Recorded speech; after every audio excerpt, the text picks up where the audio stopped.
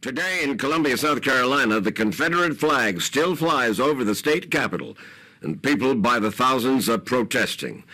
But away from the media spotlight, in another South Carolina town, protesters are fighting what they say is yet another vestige of the Old South.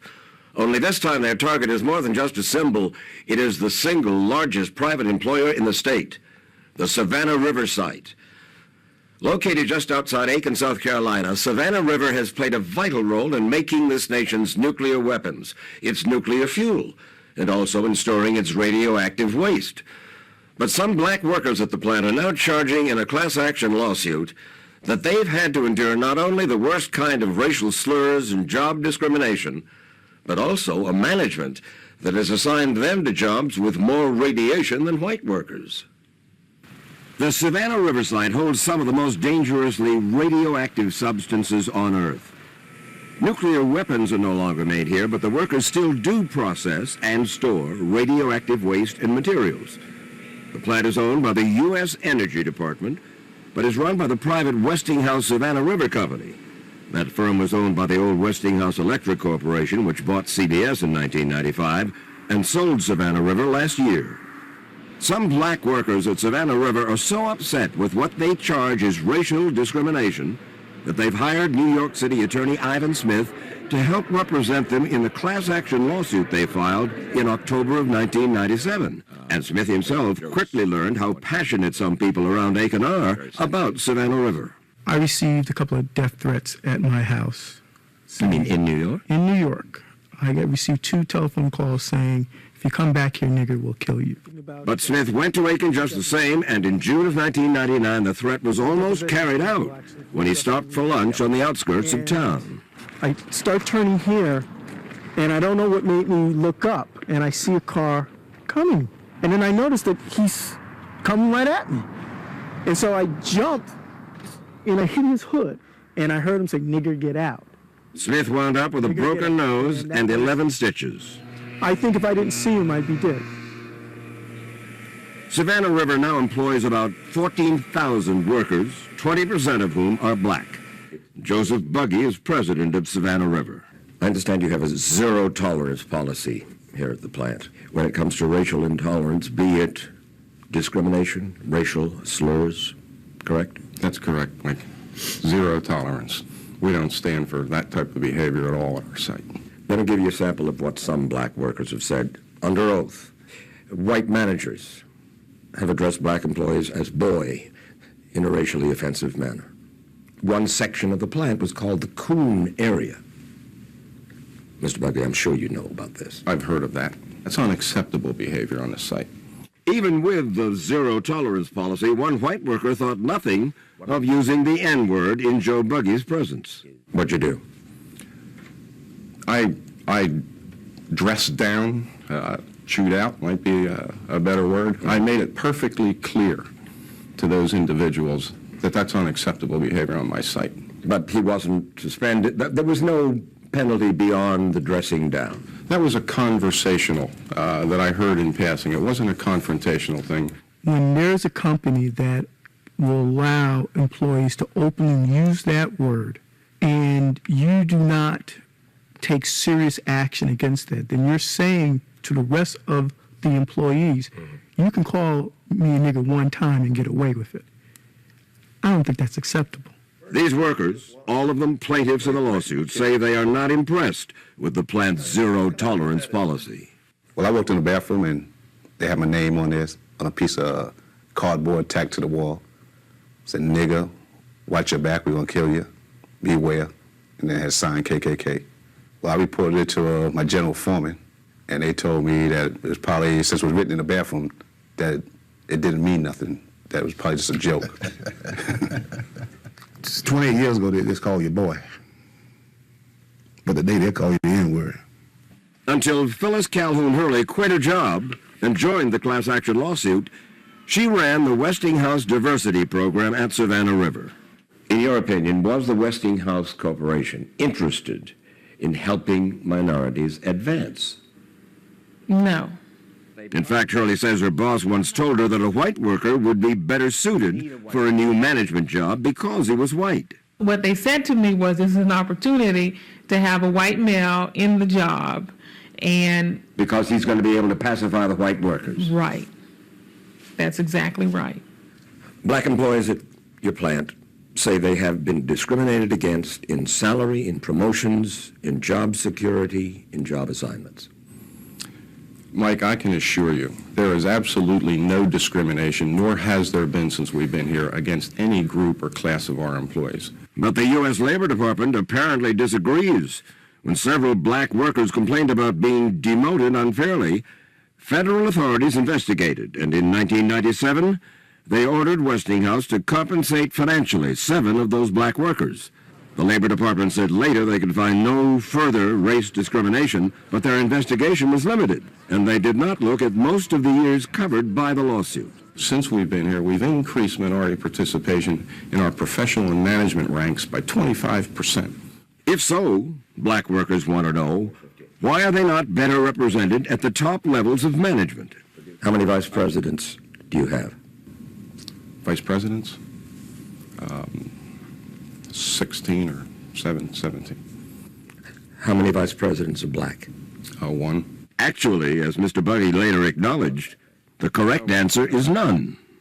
Aiken's mayor, Fred Kavanaugh, who used to work at Savannah River himself, says he doesn't know what all the fuss is about. And I want to make this point. I never saw the types of things that you just described, the racial slurs, the taking advantage of the African American versus the white or Hispanic or anyone else. Mayor Kavanaugh says he knows very little about the lawsuit, even though last year more than 1,000 people marched past his office and through the streets of Aiken in support of the black workers.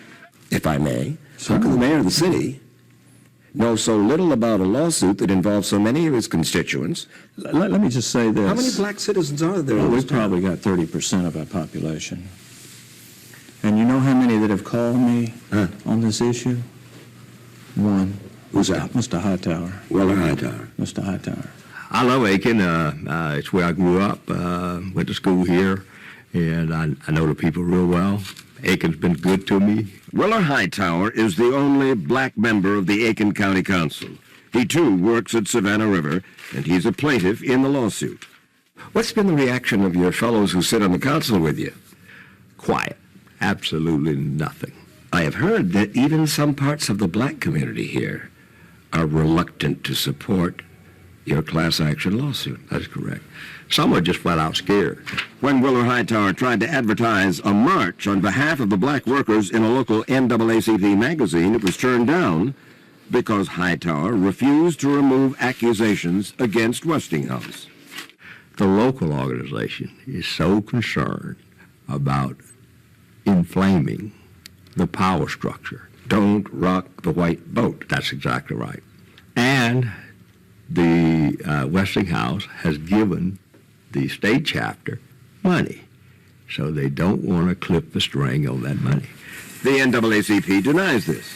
But the lawsuit's most serious charges involve accusations that plant management put blacks in jobs that expose them to more radiation than white workers. Jimmy Walker was working around plutonium one day when a warning alarm sounded. In other words, you'd gotten some plutonium. in your lungs. Yes. In your nose. Yes. In your mouth. Yes. Scared? Yes. Scared to death, not knowing how to deal with this or what to think, because I was new in this process and I was never told that much about plutonium. Walker says he was told he had nothing to worry about. And it wasn't until 10 years later in 1988, just before Westinghouse took over Savannah River from the DuPont Corporation, that Walker was told he had received so much plutonium that he needed to receive special monitoring.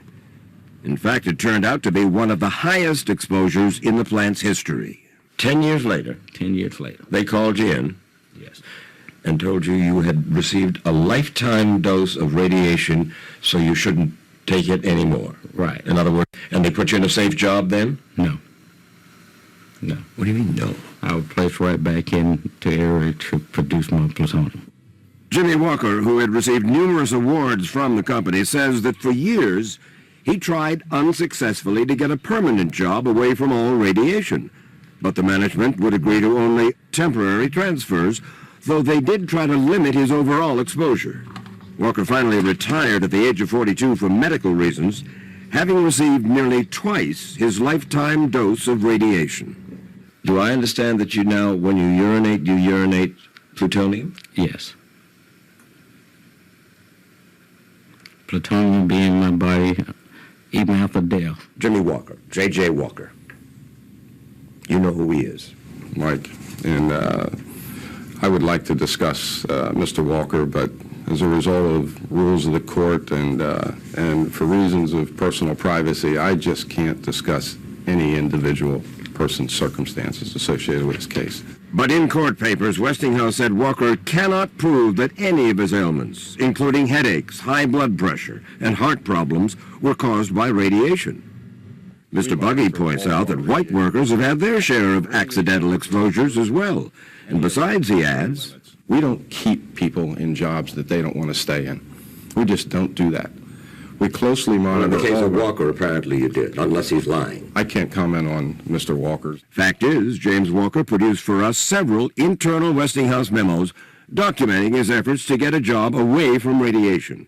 Once, after Walker was moved temporarily to a safe job, he was ordered back, which disappointed even a Westinghouse manager who told Mr. Walker, quote, "You did a superb job for us. What I do regret is that we work under this inflexible system that doesn't always let us do the right thing." Was race a factor? Walker believes it was. Among the reasons he cites, on the day he received his plutonium exposure, a white man working next to him had also been exposed. And yet that white worker, according to Walker, was eventually promoted and moved to a safer job. Westinghouse denies the man was moved to a safer job. To try to prove a link between race and radiation exposures, black workers commissioned this study of job assignments at the plant, done by Dr. James Ruttenber, a former epidemiologist at the Federal Centers for Disease Control. And he found that from 1991 to 1998, job placement practices at the plant put blacks in jobs that have higher radiation exposures than whites. That gentleman is a so-called expert on the plaintiff's side. Experts disagree over numbers all the time. That may be so, but Dr. Ruttenber is apparently so well thought of by the U.S. Department of Energy, which owns Savannah River, that they are currently paying him to perform another study at another nuclear facility. Dr. Ruttenber examined 5 different building areas, and as each building grew increasingly more dangerous with more radiation, the percentage of black workers went up, he says, while the percentage of white workers went down. Yes, I understand. I don't know. I disagree with those conclusions. In court papers, Westinghouse cites their own expert, saying blacks did not get more radiation than whites, and they say that Dr. Ruttenber's methodology was flawed. These are highly sought-after positions. People apply for these jobs, and they're all voluntary positions. But the black workers say that is not exactly so. They do apply for production jobs, some of which are in radiation areas and some of which are not. But they say it is the management that puts them mostly in the radiation jobs, which offer no extra pay for hazardous work. Production worker Moses Myers insists the time has come for change. We want something done about it. It may not ever help me, but we sure have children's. And we wouldn't never want our children to go through the same acts that we have to go through with daily. Now, we're not going to bend over. We're not going to run. We're going to stand. Tell you what I think you ought to be doing. You ought to be looking up there in Canada, them boys, instead of our swamps around here. I'll tell you something else, too. I think it's a publicity stunt dreamed up by these NAAC people. NAACP? Yeah, NAACP. I bet y'all don't even know what it stands for. Test for niggers, alligators, apes, coons, and possums. Tell you what you got. You got your NAACP, you got your SNCC, you got your COFO, and you know what all that mess is? BULLSHIT. You got it? Sure.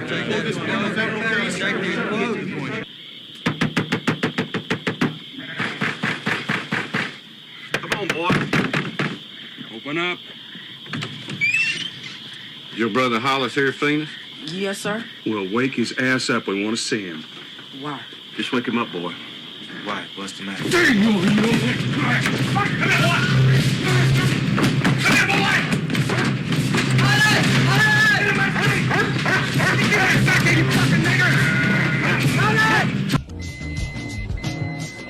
Let me go see who beat me. Y'all think it's this hoe I met last week? It gotta be her, because she ain't called me yet.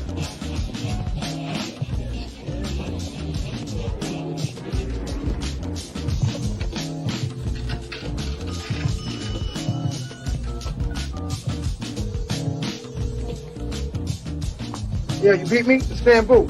Yeah, I beeped you, man. I haven't seen you around, my friend. What have you been up to? Yeah, I went to go visit my grandmother and I was chilling. You went to visit the cops, you ungrateful string of snot. I put you in business, okay? What'd you do? You rat out on me. And then I know you think you're smart. I know you think you want to set up your own franchise. Let me tell you something. You're going to find out what real competition is now, my friend. I eat people like you up for breakfast, okay, pal? You are a walking corpse. Fucking dead, nigger! Fucking dead, nigger!